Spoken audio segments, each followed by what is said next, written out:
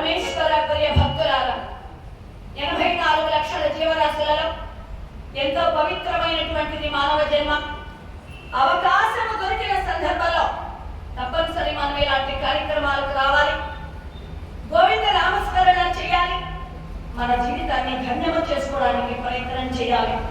భగవంతుని ప్రార్థన చేయాలి అంటే అది ఏ రోజు మంచిది, ఏ నక్షత్రం మంచిది, ఏ తిథి మంచిది, అమావాస్య మంచిదా, పున్నమి మంచిదా, ఏకాదశి మంచిదా, త్రయోదశి మంచిదా, ఏ రోజు మంచి రోజు అంటే పెద్దలు ఇలా తెలియజేశారు.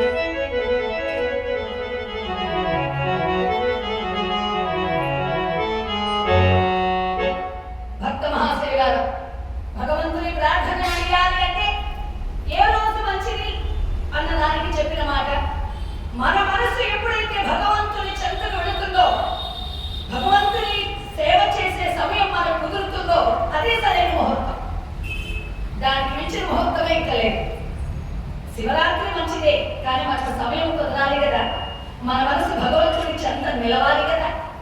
ఏకాదశి మంచిదే, గుడికి వెళ్ళే సమయం మనకు రావాలి కదా, మన మనసు భగవంతుడి మీదనే ఉండాలి కదా. కాబట్టి ఏ సమయం అయితే మన మనసు భగవంతుడి చరణాల చెంత నిలుస్తుందో అదే సరైన ముహూర్తం, అదే మంచి సమయం. లాగా పరమ పవిత్రమైనటువంటి మహాభారత యజ్ఞమిది. ధర్మం పండాలి, ధర్మం పండితేనే మనిషి ఆయురారోగ్యాలతో ఆనందంతో అష్టభోగాలతో సంతోషంగా మనిషి బ్రతకడానికి అవకాశం, పంచభూతాల కారణం ధర్మం. సూర్యచంద్రాదులు సక్రమంగా నడవాలి, పంచభూతాలు సక్రమంగా పనిచేయాలి, మనిషి ఆయుర ఆరోగ్యాలతో ఉండాలి. దానికి కారణం ధర్మమే. మహాభారతంలో కురు మహారాజు గారు ఆలోచించారు. భారతంలో పాండవులకి ఆ వంశంలో జన్మించినటువంటి పూర్వుడు ఈ కురు మహారాజు గారు ఆలోచించి, తప్పు చేసిన ప్రతి ఒక్కరిని దండిస్తూ మంచి చెబుతూ వెళితే కష్టం. ధర్మం పండితే మంచి చెడు విలువ మానవుడికి తెలుస్తుంది. ధర్మం పండాలి అంటే ఏం చేయాలి? ధర్మాన్ని పంటగా పండిస్తే ఆరోగ్యంగా ఉంటాడు, కొన్ని విలువలు తెలుస్తాయి, అనుబంధాల విలువ తెలుస్తుంది, కాలానికి ఉన్న విలువ, మానవ జీవితానికి ఉన్న విలువ, తల్లి తండ్రి అనుబంధాలకు ఉన్న విలువ, ధనానికి ఉన్న విలువ, ఈ కొన్ని విలువలు తెలిసి మనిషి మంచి మార్గంలో నడవాలి అంటే ధర్మం పండాలి, ధర్మాన్ని పంటగా పండించాలి అనుకున్నాడు కురు మహారాజు. 50 మైళ్ళ దూరం విస్తీర్ణము కలిగినటువంటి భూమిలో బంగారు నాగలితో దున్నుతున్నాడు కురు మహారాజు. నారాయణమూర్తి వచ్చాడు. అయ్యా ఏం చేస్తున్నావు అన్నాడు. నారాయణమూర్తి మారువేషంతో కురు మహారాజు అన్నాడు, ధర్మాన్ని పంటగా పండిస్తే ప్రజలలో మార్పు వస్తుంది, ప్రజలందరూ బాగుంటారు, అందుకని ధర్మాన్ని పంటగా పండించాలని ప్రయత్నం చేస్తున్నాను అన్నాడు. అయితే విత్తనాలు ఏమేస్తావు? ప్రతి ఒక్క దానికి విత్తనాలు వేయాలి, ఏం వేస్తావు అన్నాడు. ధర్మముతో నిండిపోయిన నా శరీరాన్ని ముక్కలు చేసి వేస్తా అన్నాడు. అయితే శరీరాన్ని ముక్కలు ముక్కలు ముక్కలు చేసి వేశాడు. శరీరం అంతా అయిపోయింది, చివరికి ఒక తల మాత్రమే మిగిలింది. ఆ తలను ఖండించబోయాడు. ఆ సమయంలో నారాయణమూర్తి ప్రత్యక్షమై, ఓ గురు మహారాజా, ఇక్కడ నిజముగానే ధర్మం పండింది అని, ఇక్కడ ఎవరు తపస్సు చేసినా, ఎవరు యుద్ధం చేసినా వారికి మోక్షము లభించుగాక అని ఆశీర్వదించారు. అలాంటి మహామహులు పెద్దలు ఎందరో దేశం కోసం, లోకం కోసం, ధర్మ సంస్థాపన కోసం సేవ చేసి చరిత్రలో నిలిచిపోయిన వాళ్ళు ఎందరో. అలాగే ఈనాటి ఈ మహాభారత యజ్ఞానికి కారణం ధర్మం పండాలి అన్నటువంటి ఉద్దేశం. కౌరవులు పాండవులు ఎవరో తెలుసుకోవడానికి కాదు, మీకు తెలియంది దాసగారు ఏదో చెప్పేస్తారని కాదు. ముఖ్య కారణం ధర్మ స్వరూపమైనటువంటి మహాభారత యజ్ఞాన్ని జరిపించి, ధర్మ సంస్థాపన గావించి, లోక సంరక్షణ గావించి, దేశాన్ని ఉద్ధరించి, మానవాళిని తరింప చేయాలి అన్నటువంటి ఉద్దేశం. ఈరోజు మనిషి బ్రతుకుతున్నాడు. దేనికోసం బతకాలి, దేనికోసం తాపత్రయం, దేనికోసం ఈ ఆరాటం, దేనికోసం ఈ జీవనం, దేనికి అన్నది తెలియాలి అంటే ధర్మం పండాలి, మంచి చెడు మనం తెలుసుకోవాలి అంటే భారతం వినాలి. మన మానవ జీవన విధానంలో అడుగు వేస్తే, అడుగు తీస్తే ఏం చెయ్యాలి, ఎలా నడవాలి, ఏం ఆలోచించాలి, ప్రతి ఒక్కటి మనకు తెలియచేసింది, మార్గాన్ని చూపించింది భారతం. ఋగ్వేద, యజుర్వేద, సామవేద, అథర్వణ వేదాలలోని సారాంశమే మహాభారతం. భా అంటే భక్తి, రా అంటే రక్తి, థా అంటే తత్వం, ము అంటే ముక్తి. ఈ వేదాల సారాంశాన్నంతా కూడా పంచమ వేదం మహాభారతంగా తయారు చేసి మనకు అందించినటువంటిది. కలియుగంలో మానవుడు యజ్ఞయాగాదులు చేసే సమయం కుదరదని, యజ్ఞయాగాదులు చేసిన ఫలితం మనిషికి అందజేయాలని మనకు అందించినటువంటిది సర్వదోష నివారణ, సర్వపాప నివారణ మహాభారతం. ఇది జయసింహిక మొదటి పేరు. ఇది మహాసముద్రం. భారతం కల్పవృక్షం, మహాభారతం కామధేను. భారతంలో లేనిది లేదు. ప్రపంచమే భారతము, భారతమే ప్రపంచం. ధర్మ స్వరూపమే మహాభారతం. 18 అధ్యాయాల భగవద్గీతతో, 18 పర్వాలు మహాభారతముతో, 18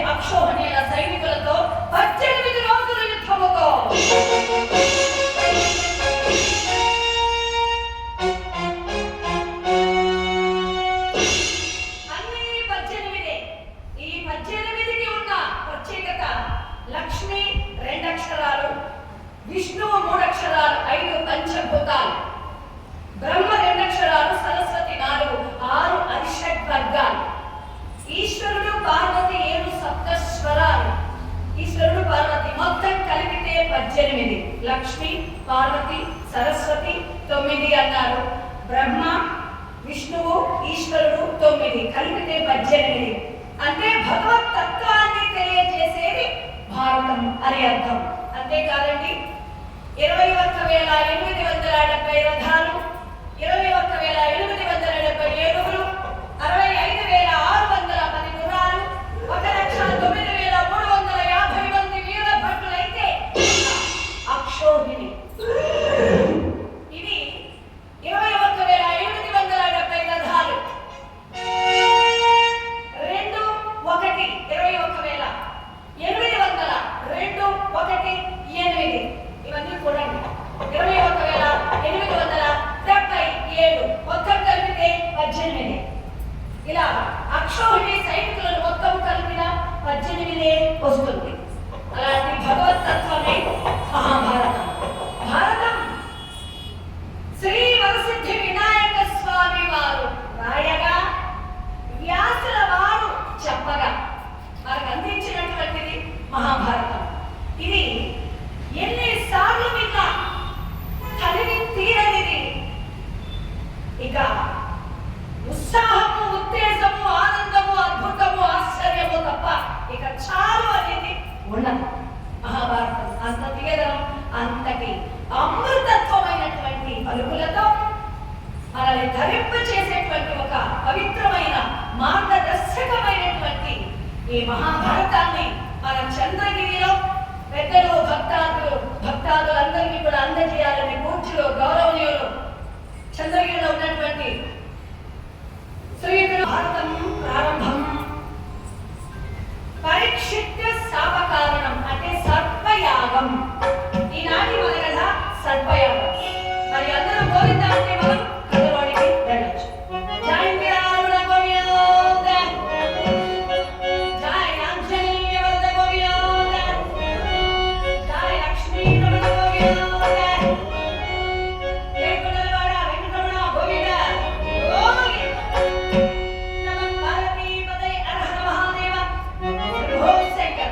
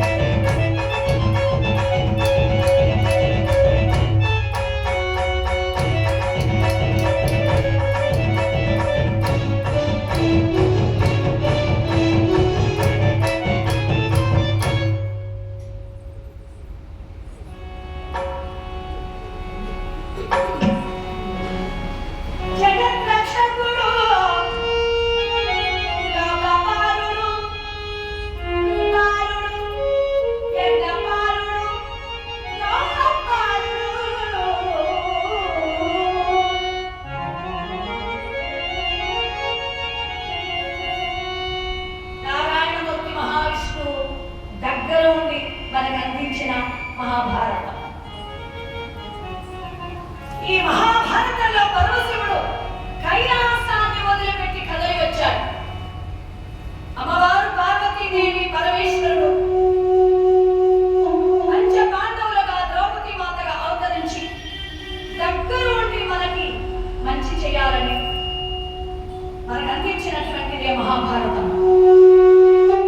మరి పార్వతీ పరమేశ్వరుడు కైలాసాన్ని ఎందుకు కదలి వదిలి ఇక్కడికి వచ్చారో, 18 రోజులు ఎందుకు యుద్ధము జరగవలసి వచ్చిందో దాన్ని కూడా మనం తెలుసుకుందాం. కానీ భారతంలో ప్రత్యేకత ఏమిటి అంటే, వ్యాసుల వారు మనకు అందజేసినటువంటి భారతంలో ఏది కోరినా లేదు అనేది మాత్రం ఉండదు. అది సంతానమా, సౌభాగ్యమా, ఐశ్వర్యమా, ఆనందమా, ఉద్యోగమా, అర్థమా, మోక్షమా, ఏది కావాలి, ఏది అడిగినా లేదు అనేది ఉండదు భారతంలో. నమ్మాలి, నమ్మకంతో వినాలి. 18 రోజులు 18 సంవత్సరాలు మహాభారతాన్ని వినగలిగితే వారికి తిరుగులేదు మోక్షం అని రాస్తారు కవి. 18 సంవత్సరాలు మహాభారతానికి రావాలని మనం బయలుదేరి వచ్చాము అంటే ఆ ఎంట్రన్స్ దగ్గరనే మన మీద ఉన్న కలి ప్రభావం మన మీద ఇక ఉండలేదు, వదిలిపెట్టి పక్కన ఉంటుందన్నది. మన గుడి లోపలికి వచ్చేసాము అంటే అది మనతో పాటు రాలేదు, మనల్ని వదిలేసి బయటే ఉంటుంది. మనం తిరిగి వెళ్ళేసరికి మళ్ళా వచ్చి మన నెత్తిన కూర్చుంటుంది.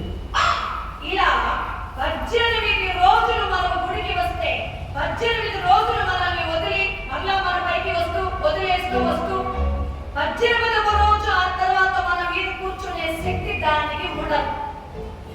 పూర్తిగా మనల్ని వదిలిపెట్టి వెళ్ళిపోతుందట. ఆ దోషాలు, కలి బాధలు, దోషాలన్నీ కూడా మనల్ని వదిలి వెళ్ళిపోతాయి. అలాంటిది మహాభారతం. అలాంటి వ్యాసుల వారు మనకు అందించినటువంటి భారతంలో ఎంతో మంది ఎన్నో విధాలుగా శ్లాఘించారు. ధర్మ తత్వజ్ఞులు, ధర్మశాస్త్రపతి, ఆచార్యులు, వేదాంతమనియు, నీతి విచక్షణులు, నీతి శాస్త్రంబని, కవి వృషభులు, మహాకావ్యమని, లాక్షణికులు, సర్వలక్ష సంగ్రహమని, ఐతిహాసికులు ఇతిహాసమనియు, బహుపురాణికులు పురాణ సముచ్చయమని కొనియాడుచోడ, వివిధ తత్వవేద వ్యాసుడాది ముని, విష్ణు సన్నిధులు, విశ్వజననిలమై వరకుచుండ చేసని భారతమో.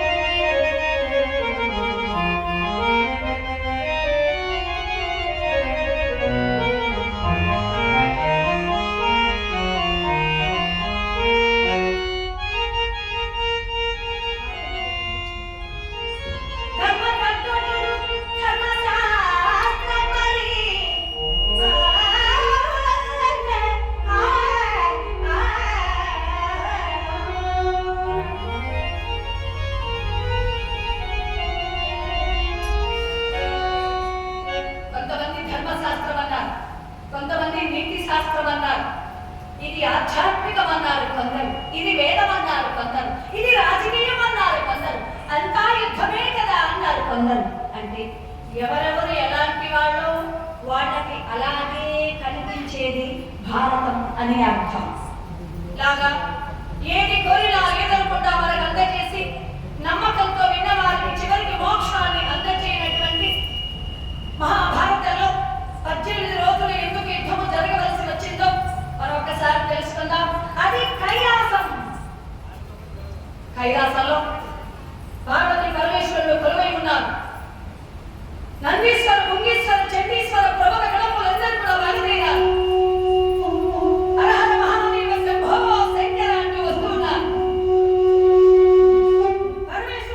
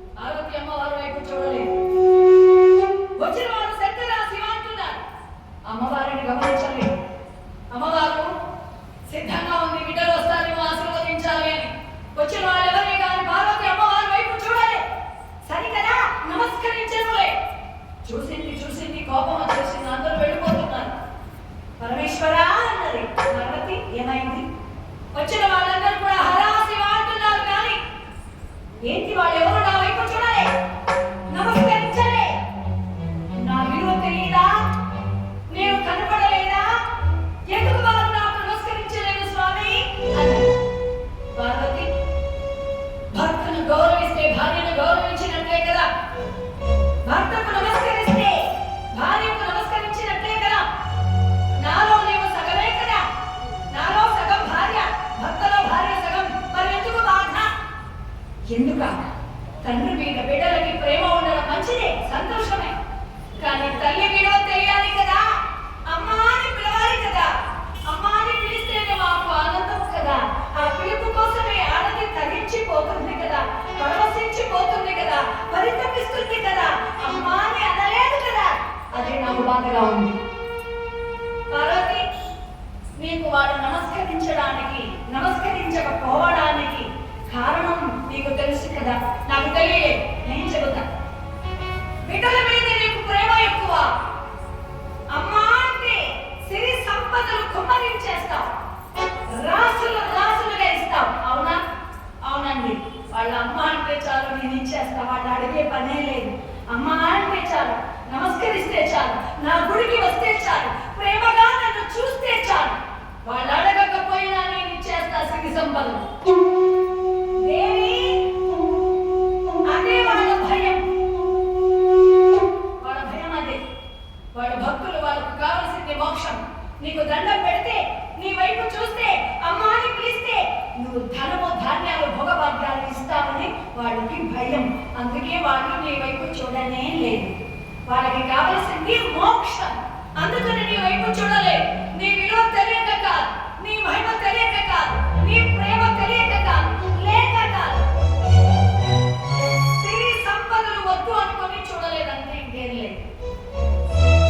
ఏది ఏమైనా నాకు బాధగా ఉంది, నాకు కోపం వచ్చింది. నేను అలిగా. ఓ పార్వతి, అలక నీకు కూడా ఉందా? ఏమైనా నువ్వు ఆడదానివే కదా, అయితే నీకు అలకుందన్నమాట. మేము అలగకూడదా? వచ్చిన వాళ్ళందరూ నాన్న నాన్న శివ శివ అంటున్నారు. అమ్మా అని పిలవకపోతే నాకు అలక రాదా, కోపం రాదా? నేను అలిగాను. కైలాసాన్ని వదిలి నేను వెళ్ళిపోతున్నాను. పార్వతి, ఎక్కడికి వెళ్తున్నావు? మనశ్శాంతి కోసం.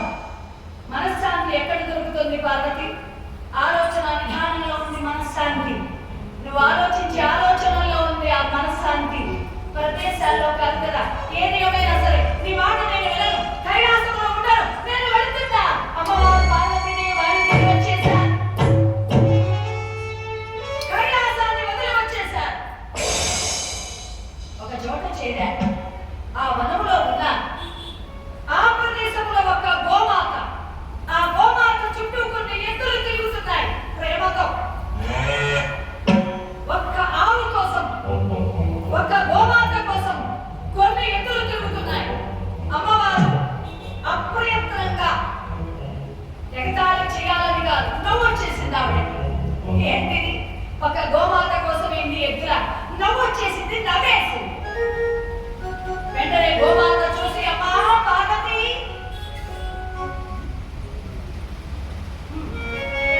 అమ్మా, పక్షికున్నటువంటి గుణాలు వేరు, స్వభావాలు వేరు. పక్షి ధర్మం వేరు, మానవ ధర్మం వేరు, పశు ధర్మం వేరు. మనిషికి వావి వరుస, నీతి, జాతి, కులం, మతం ఇన్నున్నాయి. పశువులకి వావి వరుస, నీతి, జాతి పనిలే. అది ఆవు, ఇది ఎద్దు. వాటికి కావాల్సిందే అంతే. కాకపోతే రంగులు ఉంటాయంటే గోవులకు. గోవులు తెల్లనా,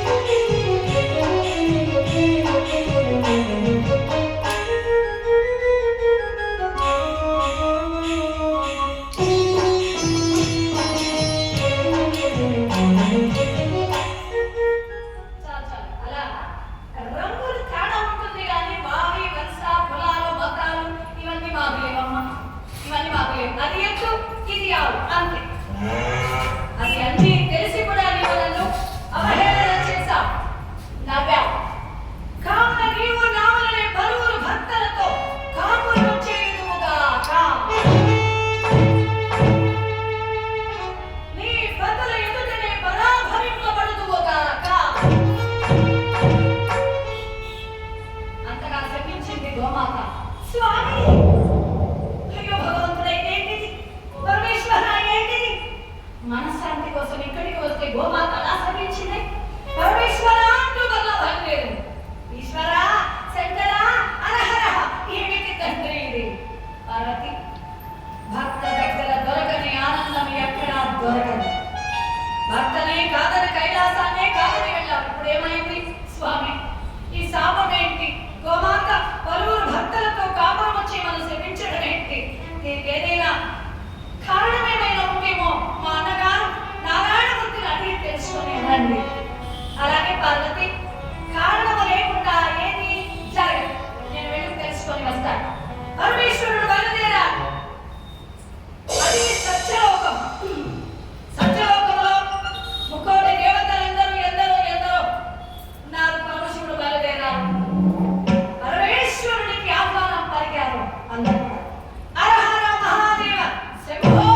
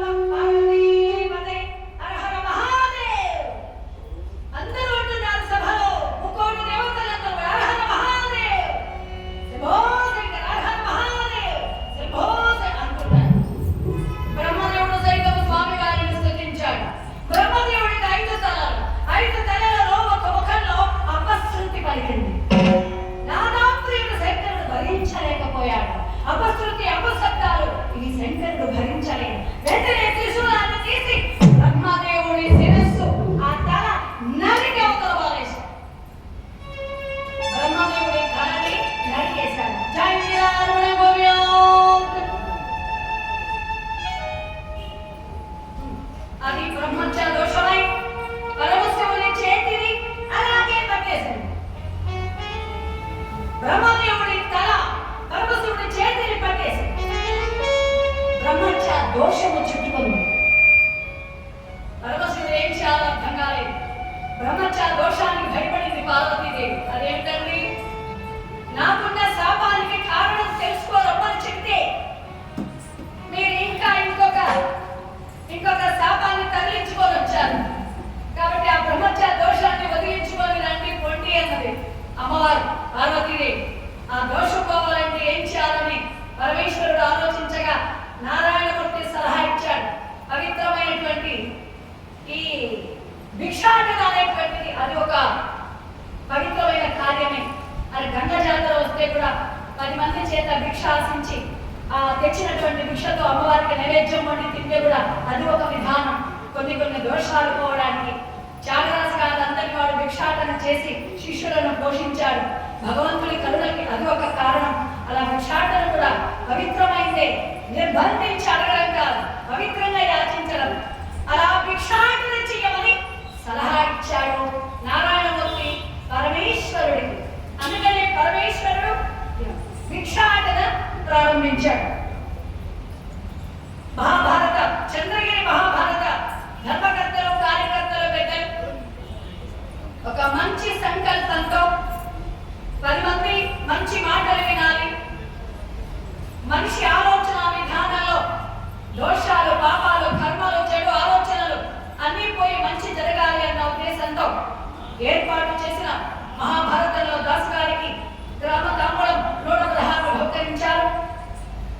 ద్రౌపది మాత అందరినీ వారి కుటుంబ సభ్యులందరినీ అన్ని విధాలా సర్వదా రక్షిస్తూ ఆయుర ఆరోగ్య భోగభాగ్యాలు ద్రౌపది మాత వారికి ప్రసాదింప చేయాలని స్వామి వారిని కోరుకుంటూ, అలాగే చెర్లోపల్లి మహాభారత కార్యకర్తలు స్త్రీలు పెద్దలు గౌరవనీయులు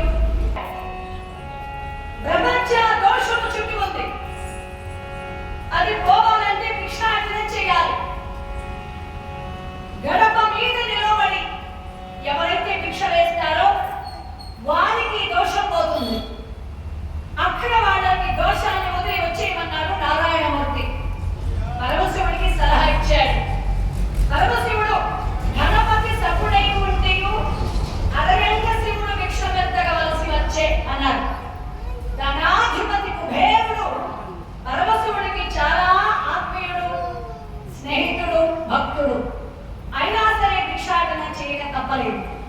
తలరాత్రను కర్మ ఫలితాన్ని తప్పించడానికి ఎవరి తరం కాదు. హరినాభి హరేనాభి బ్రహ్మనాభి మరైరపి లలాట లిఖితారేఖ పరిమానుష్టం నసఖ్యతే. నుదిటి వ్రాతని తెరపడానికి కర్మ ఫలితాన్ని తప్పించడానికి ఎవరి తరం కాదు. పరమశివుడు అంతటి వాడు భిక్షాటన చేశాడు. ఎవరే కానీ గడప మీద నిలబడి భిక్ష వేయలేదు. మన పెద్దవాళ్ళు కూడా చెప్తారు, గడప మీద నిలబడి ఏమి ఇవ్వరాదు, ఏమి తీసుకోరాదు. ఒకవేళ మనం ఏదైనా ఇచ్చాము అంటే మనం ఇచ్చిన దానితో పాటు మనం చేసిన పుణ్యం కూడా పోయి ఎదిగి వాడు చేసినటువంటి పాపం మనకు వస్తుందట. అందుకని ఇవ్వరాదు. గడప మీద నిలబడి ఇవ్వకూడదు, తీసుకోకూడదు. అందువల్ల ఎవరే కానీ ఇవ్వలేదు. మన పెద్దవాళ్ళకి మనకు చెబుతారు, కానీ మనం వినాలి కదా, మనం వినొద్దాం, మనం వినం కదా. అలాగా పరమశివుడు తిరిగాడు ఎవరే కానీ భిక్ష వేయలేదు. ఇక ఇలా కాదని నేరుగా వైకుంఠానికి బయలుదేరి వచ్చాడు పరమశివుడు. భిక్షాందేహి మాతాన్నపూర్ణేశ్వరి అన్నాడు. నారాయణమూర్తి విన్నాడు. లక్ష్మి వచ్చింది మీ అన్న, జాగ్రత్త అన్నాడు. లక్ష్మీదేవి భిక్ష తీసుకొని వచ్చింది. దానికి అడ్డుగా ఉన్నాడు ఈయన. గడప మీద నిలవబడితే సరిపోయేలా ఉన్నాడు. అక్కడ భిక్ష వేయకూడదని వైకుంఠ వాకిళ్ళు 7 రెండవ వాకిలి చెంతకు వెళ్ళాడు శంకరుడు. అది గమనించి అమ్మవారు మరలా వెళ్ళి రెండో వాకిలి చెంత నుంచి 3వ వాకిలి చెంతకు వెళ్ళిపోతోంది. పరమశివుడు దారిగడ్డగా నిలబడ్డాడు. అక్కడ భిక్ష వేయలేదు. 4వ వాకిలి చెంతకు వెళ్ళిపోయింది. పరమశివుడు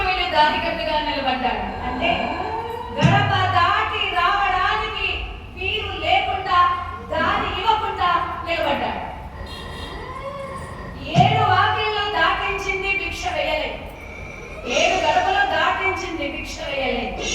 పరమశివుడికి కోపం వచ్చి, పార్వతి తెలివిగా తప్పించుకున్నాం, కావున నీకు ఒక చోట స్థిరత్వము లేకుండాగాక అని శపించాడు.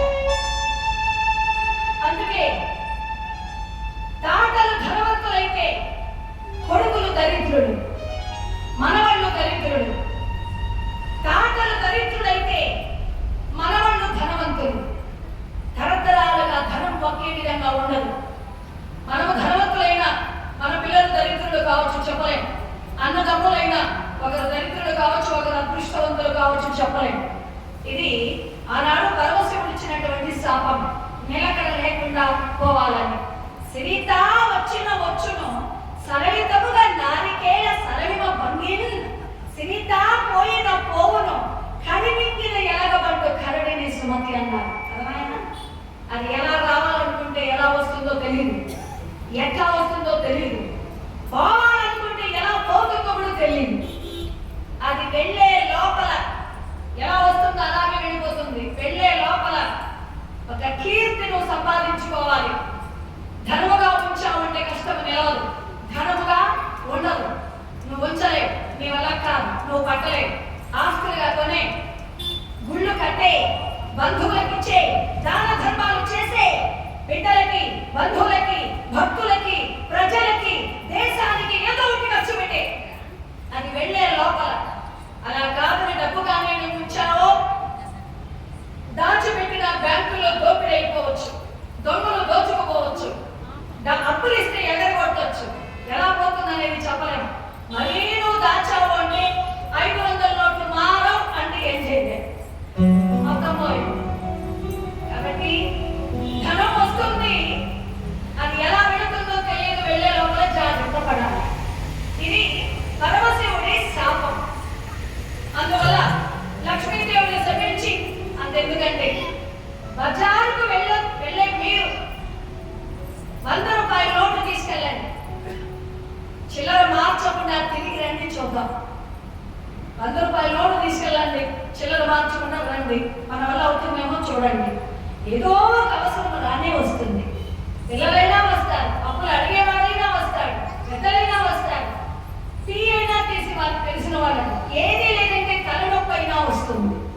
మాత్ర కోసమైనా మందుల షాపులో మార్చేయాలి, మెడికల్ స్టోర్లో మార్చేయాలి తప్పదు. అవి మారిస్తే కానీ నేను వదలను, తలనొప్పి అయినా ఎక్కువైపోతుంది. అలా చిల్లర మార్చాలి, కొంచెమైనా ఖర్చు అవ్వాలి, పోయేది పోవాల్సింది. ధనానికి ఉన్న గుణం. బయట తీసుకువెళ్ళిన ధనం చిల్లర మార్చకుండా, ఖర్చు పెట్టకుండా ఇంటికి రాలేం, మన వల్ల కాదు. ధనానికి ఉన్న గొప్పతనం, గుణం, స్వభావం పరమశివుడి శాపం. అలాగా పరమశివుడిని శపించి మరి ఒకసారి, నారాయణ ఈ దోషము నన్ను వదలట్లే, ఈ దోషం పోవాలంటే ఏం చేయాలి అనగా నారాయణమూర్తి సలహా ఇచ్చాడు. పరమేశ్వర ఈ దోషం పోవాలి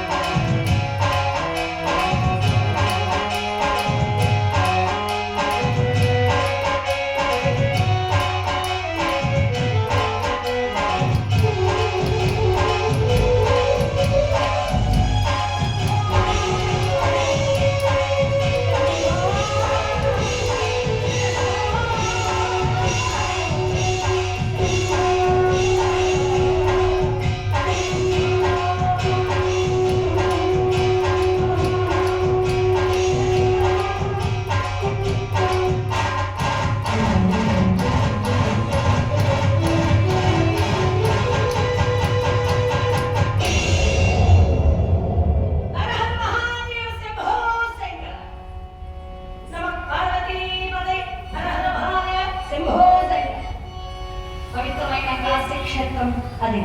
పరమశివుడు అందుకని అక్కడే కూర్చొని ఉండిపోయాడు, దోషం వదలలేదు. నారాయణమూర్తి మళ్ళా వచ్చాడు, మళ్ళా వచ్చి అన్నాడు, ఏమయ్యా శంకర అన్నాడు, స్వామి నన్ను వదలలేదు, నన్ను ఈ గంగా నదిని దాటి వస్తే పట్టేస్తోంది స్వామి, అందుకే ఇక్కడే ఉన్నాను, నేనేం చేయాలి? ఓ దోషమా, పరమశివుని వదలాలంటే నీకేం కావాలి? ఏడిస్తే పరమశివుని వదిలేస్తావు అన్నందుకు ఆ దోషం అన్నారంట. 18 అక్షోహిణుల సైనికుల బలి అని. 18 అక్షోహిణులు, 21,870 రథాలు, 21,870 ఏనుగులు, 65,610 గుర్రాలు, 1,09,350 మంది వీరభటులైతే ఒక అక్షోహిణి.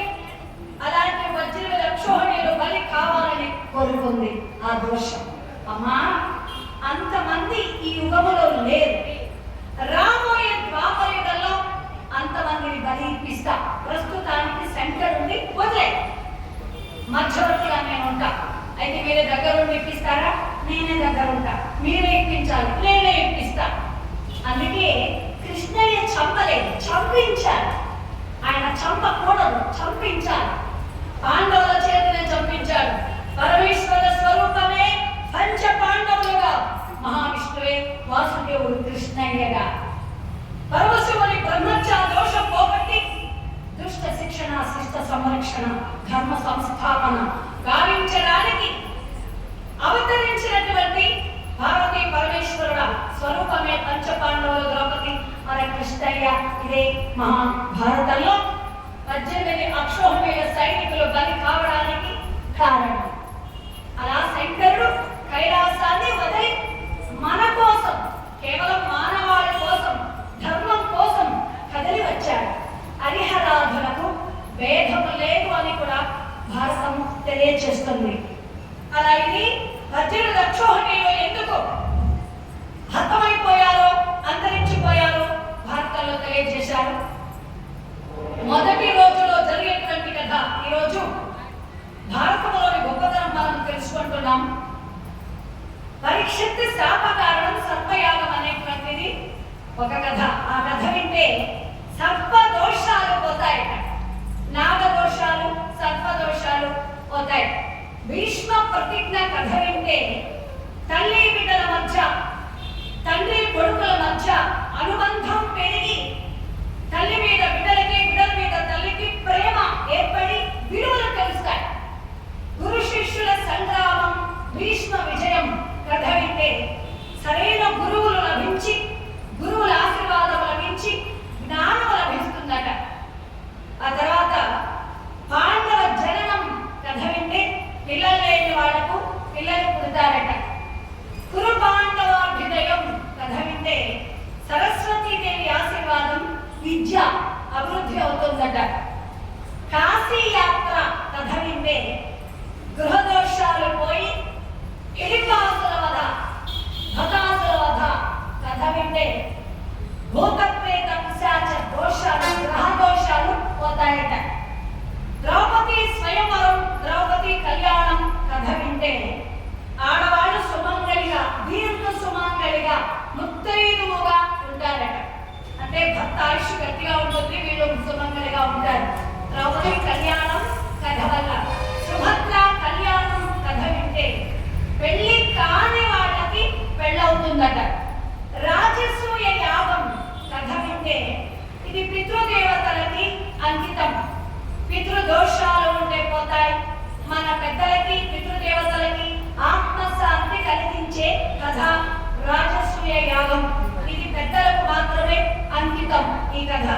ద్రౌపది మానస రక్షణ కథ వింటే భగవంతుడి విలువ తెలుస్తుంది, హృదయంలో, గుండెలో భక్తి కుదురుతుంది. ఈ మానస రక్షణ కథ వల్ల, మానస రక్షణ కథ బాగా అర్థం చేసుకోగలిగితే సగం భారతం అర్థమైపోతుంది. అలాంటిది మానస రక్షణ. అరణ్య పర్వం 2 రోజుల కథ.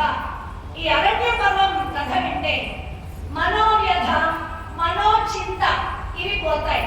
కొంతమందికి ఎంత ధనం ఉన్నా ఏదో ఒక చింత, ఏదో ఒక సమస్య, ఏదో ఒక బాధ ఉంటాయి. ధనం ఉన్నప్పటికీ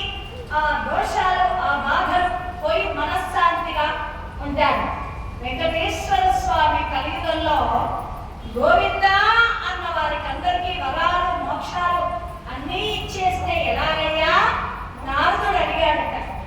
కలియుగంలో గోవింద అన్న వాళ్ళందరికీ వరాలు ఇచ్చేస్తున్నారు, మోక్షాలు ఇచ్చేస్తున్నారు, అడిగిలు ఇచ్చేస్తున్నారు, ఎలాగయ్యా అంటే గోవిందుడు అన్నాడు, వెంకటేశ్వర స్వామి వాళ్ళకి అన్నీ ఇచ్చాను, అడిగిన వరాలు ఇచ్చాను, భోగ భాగ్యాలు ఇచ్చాను, కోరిన వరాలు ఇచ్చాను, సుఖాలు ఇచ్చాను, మనశ్శాంతిని నా దగ్గరే ఉంచుకున్నాను. వాళ్ళకి ఏమేం కావాలో అన్ని ఇచ్చేసా, మనశ్శాంతి మాత్రం నా దగ్గరే ఉంది. అది కావాలంటే వాడు నా దగ్గరికి రావాలి, అది నా దగ్గర ఉంది. అది కావాలి అంటే భారతంలో అరణ్య పర్వం వినాలంట. మనోవ్యధలు పోయి మనోచింతలు పోయి మనశ్శాంతి కావాలంటే అరణ్య పర్వం వినాలట.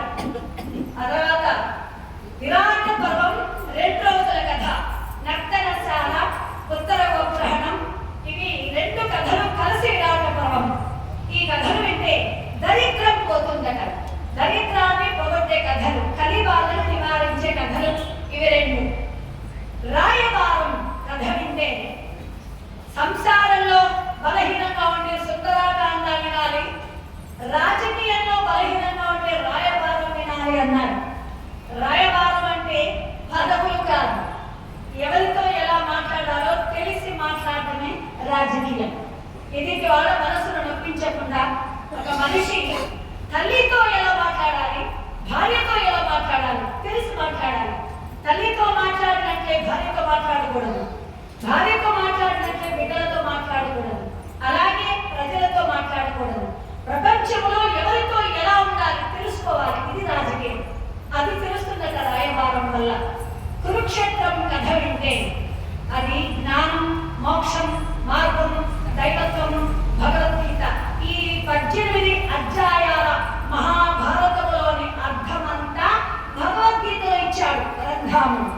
మన కోసం భారతం అంతా ఇచ్చాడు, భారతంలోని అర్థమంతా భగవద్గీతలో ఇచ్చాడు. మోక్షం, జ్ఞానం, భగవంతుడి ఆశీర్వాదం, కురుక్షేత్రం. వీరాభిమన్యు కథ వింటే పుత్ర శోకాలు, బిడ్డల వలన కష్టాలు, బిడ్డలకి గండాలు, బిడ్డల వల్ల బాధలు, ఈ పుత్ర శోకాలు ఉన్నాయి వీరాభిమన్యు కథ వింటే. దానవీర సూర్య కన్నా ధర్మదేవత ఆశీర్వాదం ఉంటుంది. దుర్యోధనుడి వధ, శత్రు నాశనం, పట్టాభిషేకం, విజయం. ఇలా ఒక్కొక్క కథకి ఒక్కొక్క ప్రత్యేకత ఉంది భారతంలో. అన్నీ మనకు అవసరమే. ఆ తర్వాత మనము చెప్పుకునేది పట్టాభిషేకం వరకే. ఆ తర్వాత కథలు ఉన్నాయి. శ్రీ పర్వం, శాంతి పర్వం, ఇది మనం కొద్ది కొద్దిగా చెప్తాం. అనుశాసనిక పర్వం, అశ్వమేధ పర్వం, ఆశ్రమవాస పర్వం, మౌసల పర్వం, మహాప్రస్థానిక పర్వం, స్వర్గారోహణ పర్వం, ఇవున్నాయి. అవన్నీ మనం చెప్పం.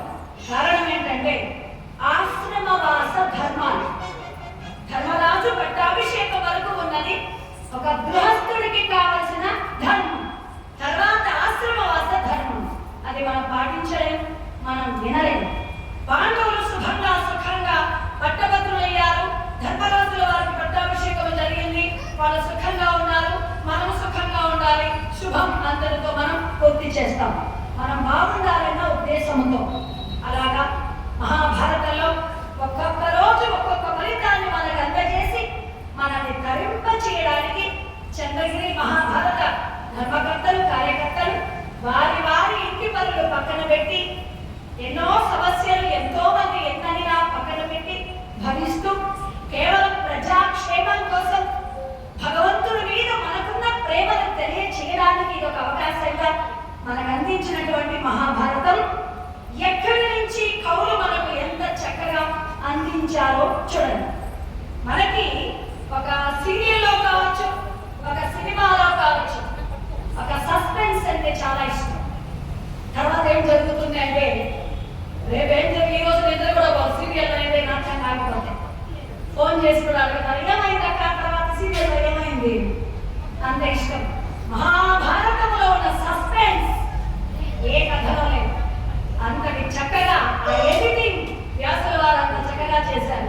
అంత సస్పెన్స్ అంత చక్కగా వినడానికి సొంపుగా ధర్మాన్ని చాలా అందంగా అందించి మనకు అందించారు. అందించాలి. తీయగా మధురంగా మన ఆరోగ్యం బాగుండాలి. మందులు ఇస్తారు, చేదుగా ఉంటాయి.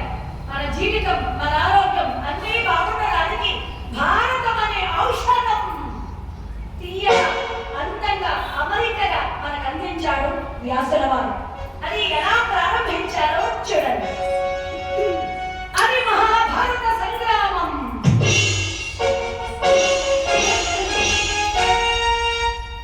దేవదేవుడు పరంధాముడు దైతో పాండవుల కౌరవుల యుద్ధంలో హోరాహోరీ పోరాడుతూ ఉన్నారు.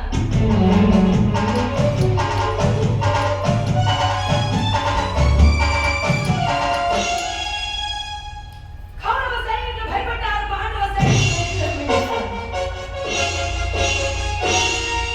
కానీ ద్రోణాచారి కుమారుడు అశ్వత్థామ, ద్రోణాచారి గారు పోయారు అన్న బాధతో కారకులైన పాండవుల వదలరాదని బ్రహ్మశిరో నామకాస్త్రము సంధించి పాండవులపై ప్రయోగించారు. ధగధగ ధగధగ ధగధగ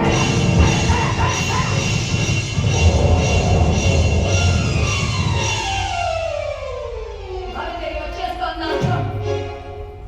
నారాయణమూర్తి పాండవుల సంరక్షణ చేస్తానని మాటిచ్చారు. సుదర్శన చక్రాన్ని అడ్డుగా వేసి సంరక్షణ చేశారు. కానీ అస్త్రం, అశ్వత్థామ ప్రయోగించిన అస్త్రం ఉత్తరాదేవి కడుపులోనికి ప్రవేశించింది. ఆ గర్భాన్ని హింసిస్తోంది, బాధిస్తోంది ఆ శిశువుని. వెంటనే మంచిది, సంతోషం. హరిదాసులందరూ కూడా వస్తున్నారు, సంతోషం. పూర్ణిమా గారు, వారికి ధన్యవాదాలు. వెంటనే నారాయణమూర్తి ఎవరో అనుకున్నాను. నారాయణమూర్తి పాండవుల సంరక్షణ చేయాలని కంకణం కట్టుకున్న మహానుభావుడు కాబట్టి వెంటనే అంకుష్ట ప్రమాణం చేత ఆ ఉత్తరాదేవి గర్భంలోనికి వెళ్ళి ఆ శిశువుని సంరక్షణ చేశాడు. ఆ తర్వాత ఒక పిల్లవాడు పుట్టాడు. ఆ తర్వాత శుభముహూర్తంలో ఒక పిల్లవాడు జన్మించాడు. జయంతిరాజుల గోవింద.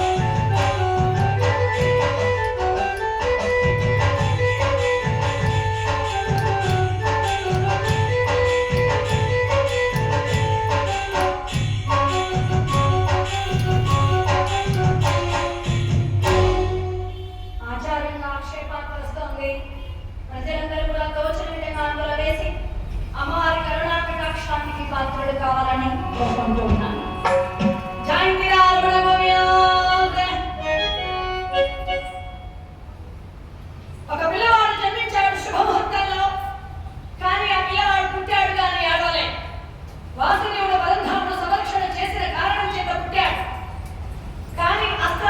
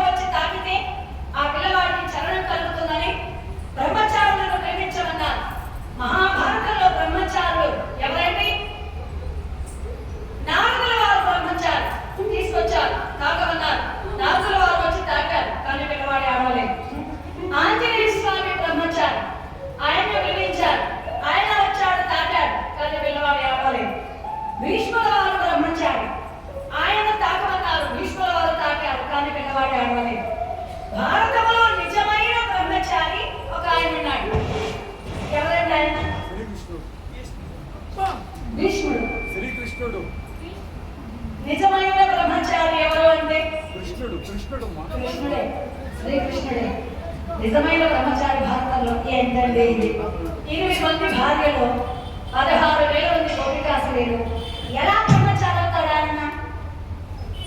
బ్రహ్మచర్యం అంటే వివాహానికి పెళ్లికి సంబంధించింది కాదు, మనసుకు సంబంధించింది బ్రహ్మచర్యం. పెళ్ళైనా సరే తన భార్యను తప్ప ఇతర ఆడవాళ్ళందరినీ తల్లిలా చెల్లిలా చూడగలిగిన వాడు, భార్యను తప్ప పరస్త్రీ వ్యామోహం లేనివాడు, కామము లేనివాడు, కామాన్ని జయించిన వాడు బ్రహ్మచారి. వేషభాషలకి కాషాయ వస్త్రములు కట్టగానే ముక్తి కలగబోదు. తలలు బోడులైన తలపులు బోడుల విశ్వధాభిరామ విమలమేమ. వసపట్టులు కట్టేసుకొని రుద్రాక్ష మాలలు వేసేసుకొని గోవిందా గోవిందా గోవిందా అంటూనే ఉంటారు. అమ్మాయిని కనిపిస్తే ఆగలేదు, నారాయణ నారాయణ అంటూనే ఉంటారు. అమ్మాయి కనిపిస్తే చూడకుండా ఉండలేదు, నారాయణ నారాయణ అంటారు. 10 రూపాయలు కనిపిస్తే ఎత్తుకోకు చూడకుండా ఉండలేదు. ధనమంటే ఆడవాళ్ళంటే నారాయణ నారాయణ అంటూనే ఉంటారు, వాటి కోసమే చూస్తూ ఉంటారు. ఇది కాదు బ్రహ్మచర్యం అంటే. బ్రహ్మచర్యం అంటే మనసుకు సంబంధించింది. కావున వాసుదేవుడు పరంధాముడు గోపాల కృష్ణుడు ఎలాంటి వాడైనా ఆయన ఏమన్నా సామాన్యుడా? గోకుల కృష్ణ గోపాల కృష్ణ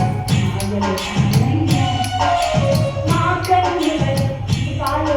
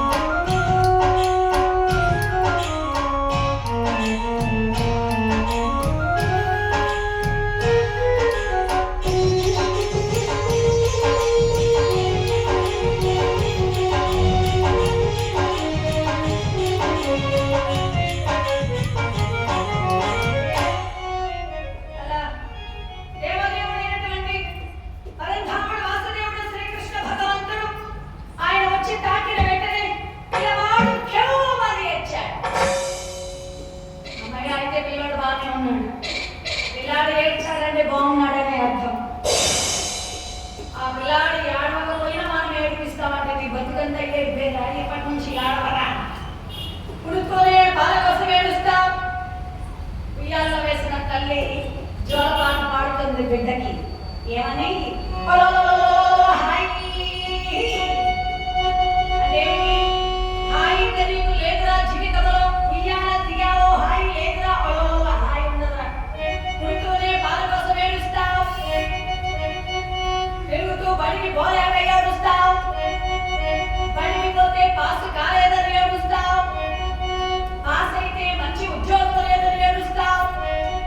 మంచి ఉద్యోగం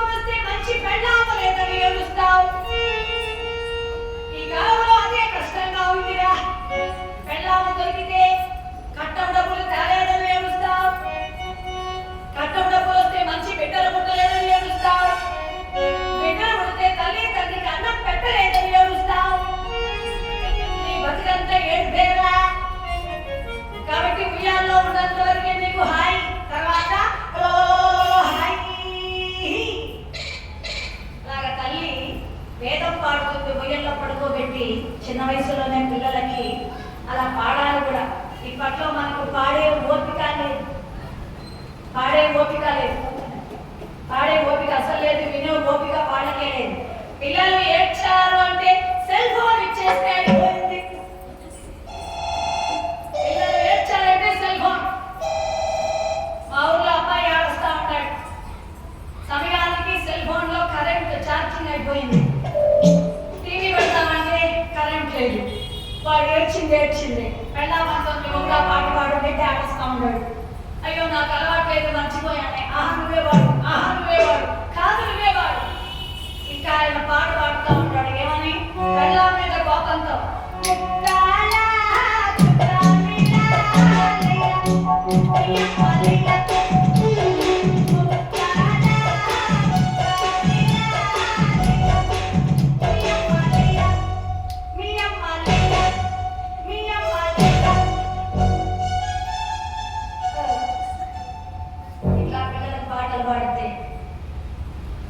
అసలు పాడే ఓపిక మనకు లేదులేండి. సెల్ ఫోన్ ఇస్తే అయిపోయింది. సెల్ ఫోన్ చేతిలో ఉండేవాడు ఏం చేసినా అమ్మా నాన్న ఎక్కడికి వెళ్ళినా వాడు అడిగే పనిలే. అలా ఉంది. చిన్నపిల్లలకి మంచి మాటలు చెప్పడం, ఇలాంటి మహాభారతాలు పరిచయం చేయడం చాలా చాలా చాలా అవసరం కూడా. మరి ఆ పిల్లవాడు క్యూమని ఏడ్చాడు. ఇంతమందిని పరీక్ష చేయించడానికి కారణమైనటువంటి వాడు ఆ పిల్లవాడి పేరు పరీక్షిత్తు అని పేరు పెట్టారు. ఆ పిల్లవాడు పెరిగి పెద్దవాడయ్యాడు. పాండవులు 37 సంవత్సరాలు రాజ్యాన్ని పరిపాలన సాగించారు. 37 సంవత్సరాలు తర్వాత పాండవులు అడవులకు వెళ్ళిపోయారు. అది స్వర్గారోహణ పర్వం, అది మనకు అవసరం లేదు. పాండవుల తర్వాత రాజైన వాడు పరీక్షిత్, రాజ్యాన్ని పరిపాలన సాగించిన వాడు పరీక్షిత్. లేరు దయా వివర్జితులు,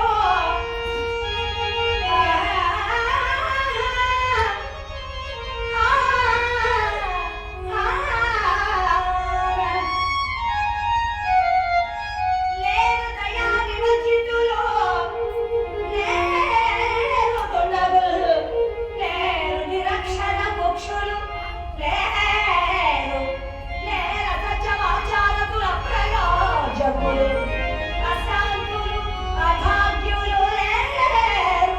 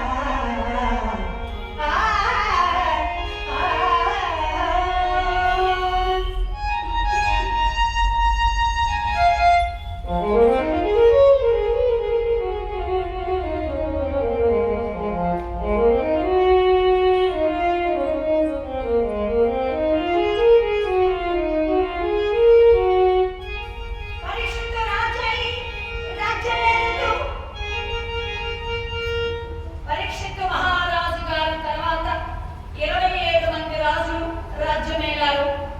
చివరి వాడు సారంగధరుడికి పెళ్లి లేదు. పాండవుల వంశం సారంగధరుడితో అంతమైపోతుంది. ఆ తర్వాత నాగపురుషుల వశమైంది రాజ్యం, ఆ తర్వాత ప్రజారాజ్యం అలా తయారైంది. ధర్మరాజుల వారి తర్వాత అభిమన్యుడి కుమారుడు పరీక్షిత్తు రాజ్యమేలుతూ పెద్దల పేరు నిలిపి ధర్మాన్ని 4 పాదాల నడిపించి ఉత్తరుడి కూతురు ఇరావతి అనేటువంటి అమ్మాయిని పెళ్లి చేసుకున్నాడు. పరీక్షిత్తు మహారాజు గారి పరిపాలనలో ధర్మదేవత 4 పాదాలతో నిలబడింది, నడిచింది. అంత గొప్పగా రాజ్య పరిపాలన బాగుంది. కలి భయపడిపోయింది. అప్పటికే కలియుగం ప్రారంభమైంది.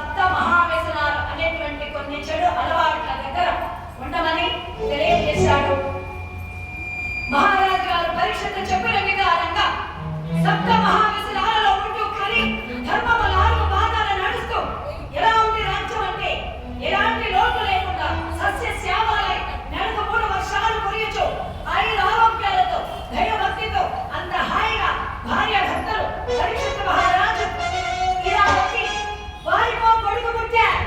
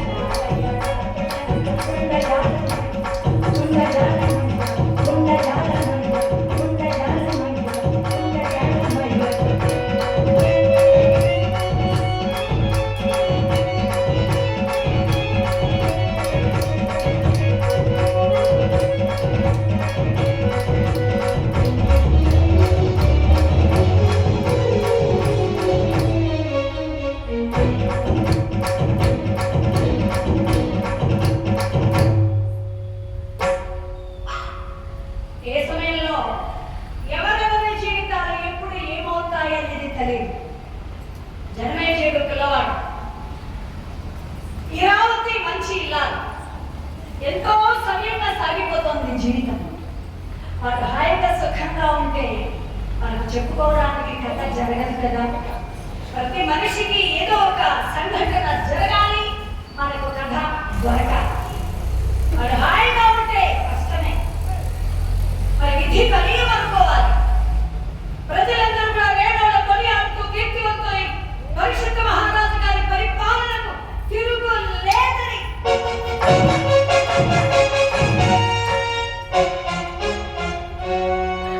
పరిశుద్ధ మహారాజు గారి ఆ భక్త ప్రేమలో తరించి ఆనందించి సౌభాగ్యముతో సంబరపడిపోయే ఇరావతి వాళ్ళ దాంపత్యం అన్యోన్య ప్రేమానురాగాలతో ఒక కుమారుడికి జన్మనిచ్చి హాయిగా ఉన్నటువంటి సమయంలో విధి బలీయమా లేక వారికి కలిగినటువంటి దౌర్భాగ్యానికి నిదర్శనమా మరి ఏంటనేది ఇది వైపరీత్యమా? మహారాజు గారు వేటికై బయలుదేరాలి. ఊహించలేదు, అనుకోలేదు ఇలా జరుగుతుందని. భార్యతో హాయిగా కాలం గడుపుతుండే మహారాజు గారు ఆవిడకి భర్త అంటే ప్రాణం.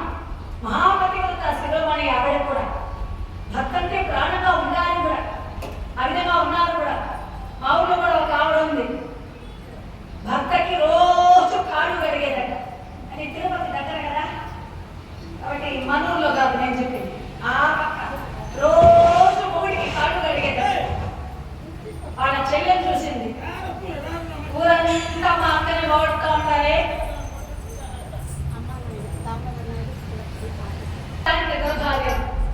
పెద్ద భార్య రోజు మొగుడి కాళ్ళు కడిగేది. చిన్న భార్య చూసింది, మా అక్కని ఊరంతా పొగడుతూ ఉంటారు, పతివ్రత పతివ్రత అంటున్నారు, నేను కూడా పతివ్రత అయిపోవాలి, నేను కూడా భర్త కాళ్ళు కడగాలనుకుంది చిన్న భార్య. అనుకుని ఒకరోజు స్టవ్ మీద ఉడికి నీళ్లు పెట్టేసింది. మా అక్క చన్నీళ్ళతో కాళ్ళు కడుగుతుంది, నేను ఈ రోజు నుంచి వేడి నీళ్ళతో కాళ్ళు కడగాలి, చలి కాలం చేస్తాను. ఉదయం 9 గంటలకు పెట్టింది స్టవ్ మీద పాత్ర, పెద్ద పాత్ర. 10 గంటలకి మొగుడు బజార్కి వెళ్ళి రోడ్డు రాలా, 2 గంటలకి రాలా. నీళ్లు ఉడికింది కొత్త ఉడుకుతా ఉన్నాయి. 2:30 అయింది, మొగుడు గడపలో అడుగు పెట్టాడు. ఇంకా ఆలస్యం అయితే అక్కొచ్చేస్తుందని ఈ ఉడికి నీళ్లు తీసుకుని చెల్లెలు బయలుదేరి వచ్చి పెద్ద పాత్ర తీసుకుని మొగుడి కాళ్ళ మీద పోయాలనుకుని నేరుగా నెత్తిన పోసేసి సల ఉడికి నీళ్లు నెత్తిన పడేసరికి ఆ మొగుడు కాలు గాని వేలు గాని అలా కదిలించింటే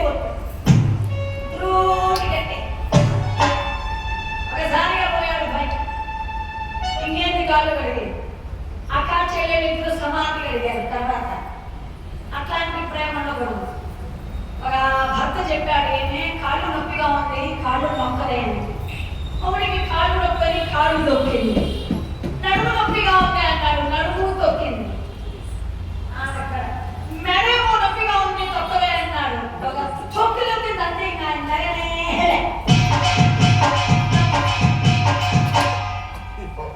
అంతే అయిపోయింది. వాళ్ళ అమ్మ వచ్చింది, ఏం చేశావే కూతురా? ఏమీ లేదమ్మా, నడుము నొప్పి ఇంటి తొక్కానమ్మా, మెడ నొప్పి ఇంటి ఒక తొక్కి తొక్కాను, ఇంకా నగలేదమ్మా. అట్లా తొక్కుతానే నేను పోయాడు.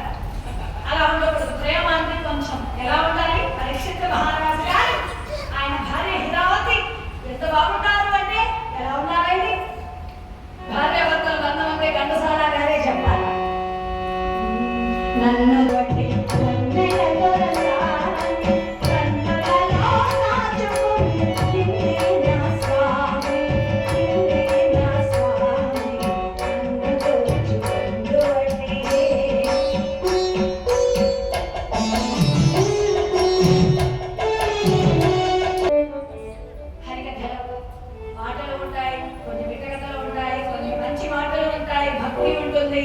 అన్నీ ఉంటాయి. ముందు మనకి యుద్ధగత్తాలని హంగామాలని అన్నీ ఉంటాయి. ఈ ప్రారంభం కథలు కొంచెం మెత్తగానే ఉంటాయి. ఇది పూర్వగాథలు. మనకి మహాభారతంలో హరికథ రూపంలో హరికథగా మనకి ఇచ్చినటువంటి కథ ఇంకా ప్రారంభం కాలేదు. ఇవన్నీ పూర్వగాథలు. ఇది వింటే మంచిది, అందువల్ల చెబుతూ ఉన్నాను. ఓపిక చేసుకొని వినాలి. ఇది ముందుగా మార్నింగ్ మనకి కొంచెం హంగింగ్ కూడా వస్తుంది. నీకు మాటలు అర్థమవుతున్నాయి కదా, బాగా అర్థమవుతుంది కదా. అర్థమైతేనే కూర్చోగలం, లేదంటే కూర్చోలేము. ఓపిక చేసుకుని వింటేనే కథ అర్థమవుతుంది. లేదంటే ఏమంటే దశగారి రోజు ఏం కథ చెప్పారు, ఏమో అర్థం కాదా అట్లా ఉంటుంది. భీష్ముల వారు వచ్చేసారు అంటే ఇక కథ అర్థమైపోతుంది అందరికి. ఈ ప్రారంభం కథలే కొంచెం ఓపికగా వినవలసిన అవసరం ఉంటుంది. అలా పరీక్షిత్ మహారాజు గారు ఆయన భార్య హిరావతి చాలా అన్యోన్యంగా ఉన్న సమయంలో ఒక అత్యవసరమైనటువంటి పరిస్థితి, అడవులకు వేటకు వెళ్ళవలసి వచ్చింది మహారాజు. రథాలు బయలుదేరి వెళ్తున్నారు.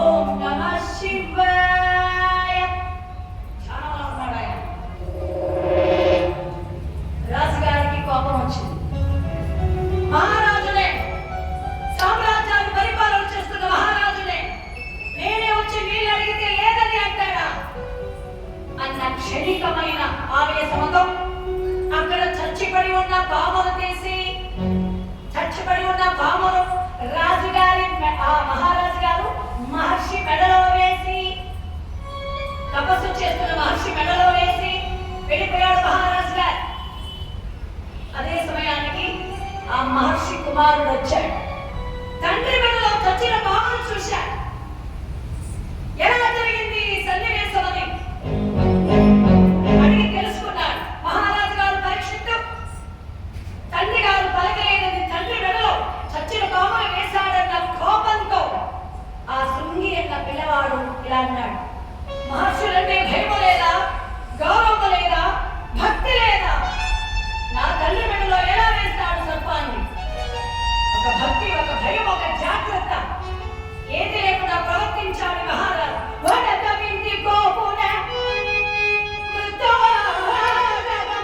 తెచ్చి మారు మాట్లాడమయున్న మధ్యలకు భక్తతలమున పెట్టి గోమద క్రీడించు రాజులేటితో సచ్చునేడవల రక్షక మనింద్ర విశాల కేతి సమ్మరియ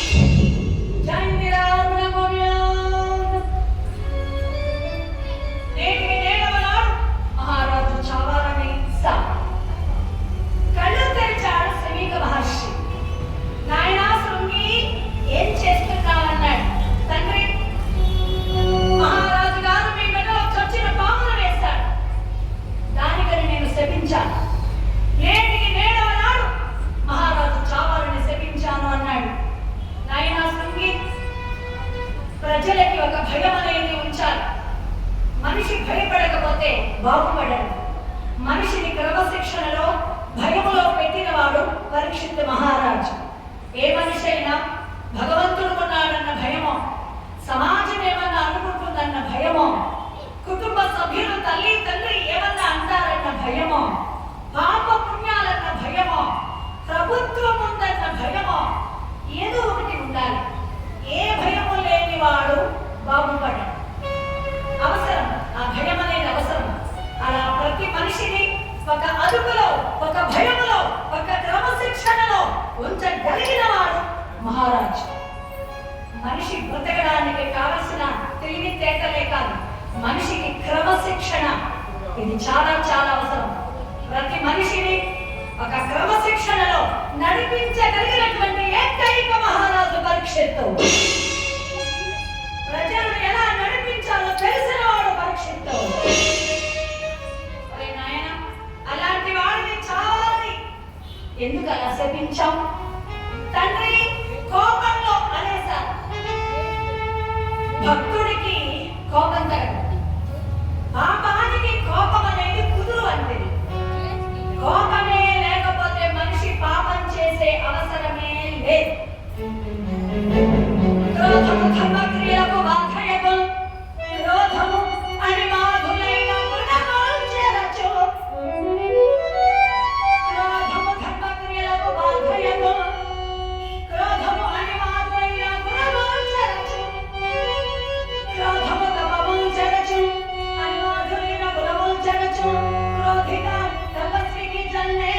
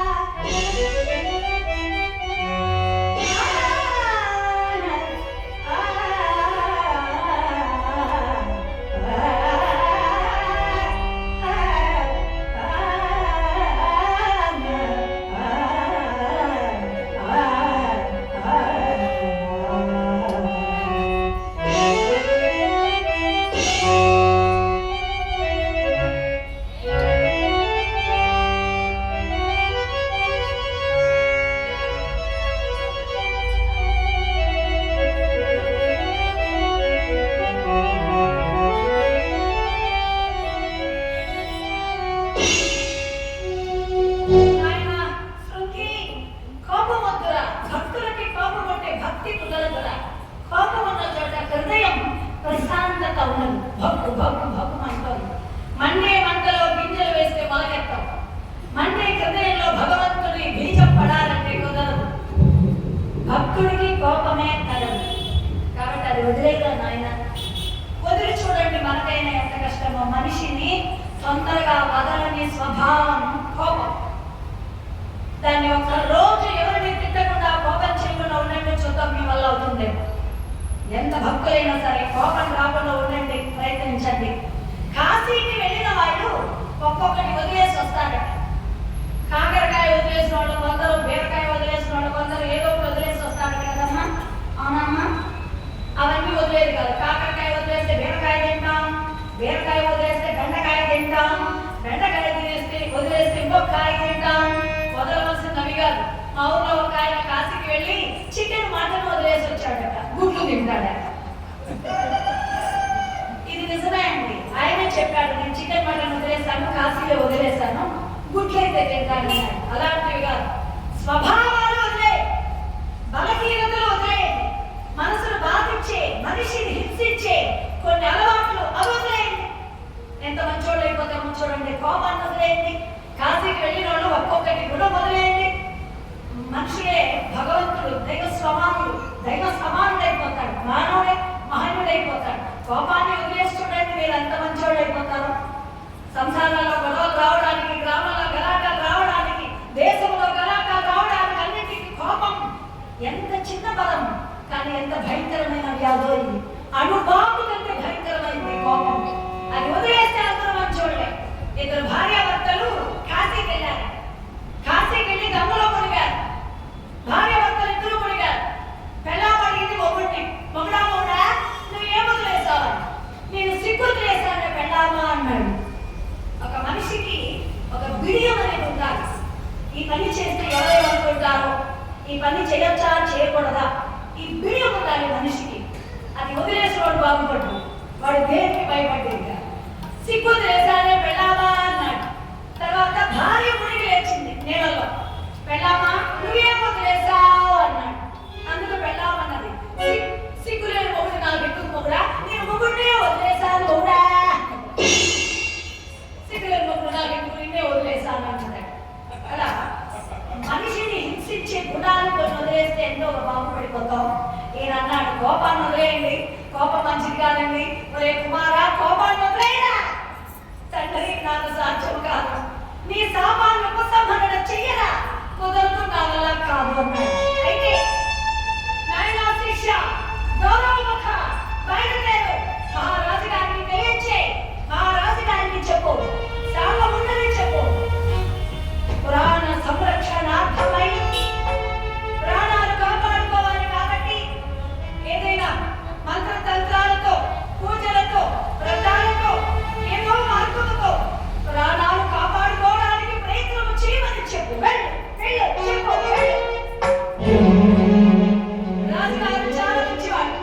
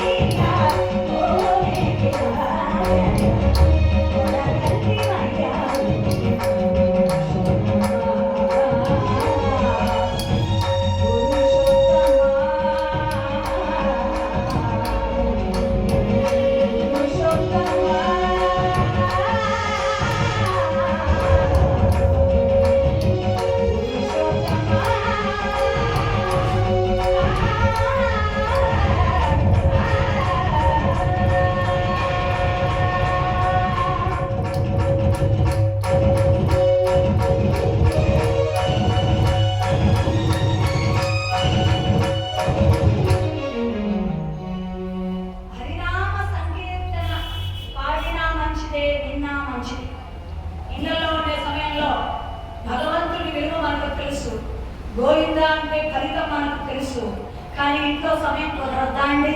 సమయం కుదరదు. అదే భారతం కోసం మనం వచ్చామంటే మనస్ఫూర్తిగా గోవింద అని అనగలిగిన వాళ్ళకి ఇదొక అవకాశం. అమ్మవారికి సేవ చేయడానికి ఇదొక అవకాశం. కార్యక్రమంలో పాల్గొని ధన సహాయం చేసి తరించడానికి ఇదొక అవకాశం. దోషం పోవాలన్నా, మనం చేసిన పాప కర్మలు పోవాలన్నా భగవంతుడికి ఏదో ఒకటి ఇవ్వాలి. ఒక అనుబంధం పెరగాలన్నా, మంచి జరగాలన్నా భగవంతుడికి, ఒక మనిషికి అనుబంధాలు పెంచేది ధనం, శ్రీ, ఈ రెండే. బిడ్డనైనా ఇచ్చి తీసుకోవాలి, డబ్బైనా ఇచ్చి తీసుకోవాలి బంధం పెరగడానికి. ఇంకా ధర్మరాజు వారికి బిడ్డలు ఇవ్వాలి, ద్రౌపదమ్మ వారిని పెళ్లి చేసుకున్నారైనా మనకు కుదరదు. ధనం ఇవ్వచ్చు. అనుబంధాలు పెంచేది ఒక స్త్రీ, ఒక ధనం. ధనం ఇవ్వచ్చు. కాబట్టి భగవంతుడికి మనకి కలిగినటువంటి ఆ బంధాలకున్న విలువ తెలుసుకొని ఆయనకు సేవ చేయడానికి, గోవింద అనడానికి, మనం తరింప చేసి ధర్మం పండడానికి మహాభారతం మీద ఒక అవకాశం. అలా చంద్రగిరి మహాభారత ధర్మకర్తలు, కార్యకర్తలు పాత భారతం ఇది. ఏదో పెద్దవాళ్ళు చేశారు మనకెందుకులే అనుకోకుండా వాళ్ళ వారసత్వానికి, వాళ్ళ మంచితనానికి, పెద్దలు చేసిన కార్యక్రమాలకి వారసులుగా, మంచి మనుషులుగా, వ్యక్తిత్వం ఉన్నటువంటి వారుగా ఈ కాలంలో మంచి కార్యక్రమాలు, ధర్మం గురించి ఈ మహాభారతాలు జరపడం అంటే చాలా చాలా కష్టం ఈ ఉన్నటువంటి వాతావరణంలో. అయినా కంకణం కట్టుకొని శ్రద్ధగా మహాభారతాన్ని జరిపిస్తూ మన భారతీయ సంస్కృతి, మన హిందూ ధర్మ సాంప్రదాయం 10 మందికి చాటి చెప్పాలి, తెలియచేయాలి, మనిషి మర్చిపోకూడదు అన్న ఉద్దేశంతో మహాభారతాన్ని మనకు అందించి జరిపిస్తూ ఉన్నటువంటి చంద్రగిరి మహాభారత ధర్మకర్తలు, కార్యకర్తలు, మరి ప్రజలు అందరికీ ప్రత్యేకించి మరొకసారి ధన్యవాదాలు తెలియజేస్తున్నాను. అలా పల్లెటూళ్ళలో మహాభారతాలు కూడా జరిపిస్తారు. ఒక టౌన్లో ఇలాంటి వాతావరణంలో భారతాలు జరపడం కొంచెం శ్రమ అయినప్పటికీ పట్టు వదలకుండా భక్తికి ఉన్న గొప్పతనం తెలిసి ముందుకొచ్చి మహాభారతాన్ని జరిపిస్తూ ఉన్నారు. చాలా చాలా గొప్ప విషయం, చాలా గొప్ప విషయం. భగవంతుడు వారికి ఆయురారోగ్య భోగభాగ్యాలు అన్ని ఇవ్వాలని కోరుకుంటూ ఉన్నాను.